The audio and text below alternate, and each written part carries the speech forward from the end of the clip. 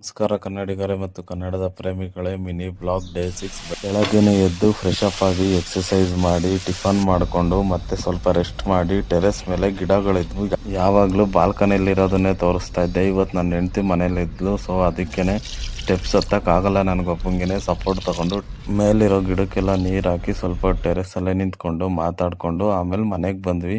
ಆಮೇಲೆ ನನ್ನ ಹೆಂಡತಿ ನಾನು ಕೇಳಿದೆ ಅಂತ ಜಾಮೂನ್ ಮಾಡಿಕೊಟ್ಲು. ಸ್ವಲ್ಪ ಜಾಮೂನ್ ಎಲ್ಲ ತಿನ್ಕೊಂಡು ಮಾತಾಡ್ಕೊಂಡು ಮಧ್ಯಾಹ್ನ ಊಟ ಮಾಡಿದೆ. ಊಟ ಮಾಡಿಬಿಟ್ಟು ಎಕ್ಸಸೈಸ್ ಮಾಡಿ ನಂತರ ನನ್ನ ಹೆಂಡತಿ ಮನೇಲಿ ಇದ್ದಾಗ ರೆಕಾರ್ಡ್ ಏನಾದರೂ ಬರ್ಕೊಟ್ಟು ₹100 ದುಡ್ಡು ಇಸ್ಕೊಳ್ಳೋ ಥರ ಸಪೋರ್ಟ್ ಇದ್ದಾಳೆ. ಬಿಕಾಸ್ ನಾನು ವರ್ಕಿಗೆ ಹೋಗ್ತಾ ಇಲ್ಲ, ಸೊ ₹100 ಏನದಕ್ಕಾದ್ರೂ ಒಂದಕ್ಕೆ ಯೂಸ್ ಆಗುತ್ತೆ ಅಂತ. ಆಮೇಲೆ ನಾನು ಕೇಳಿದೆ ಅಂತ ಬ್ರೆಡ್ ಗೋಬಿ ಮಾಡಿಬಿಟ್ಟು ಊಟ ಮಾಡಿ ಇಬ್ಬರು ಮಲ್ಕೊಂಡ್ವಿ. ಎಕ್ಸಸೈಸಲ್ಲಿ ಏನಾದರೂ ಡೌಟ್ ಇದ್ದರೆ ಕಮೆಂಟ್ ಮಾಡಿ ತಿಳಿಸ್ಕೊಡ್ತೀನಿ.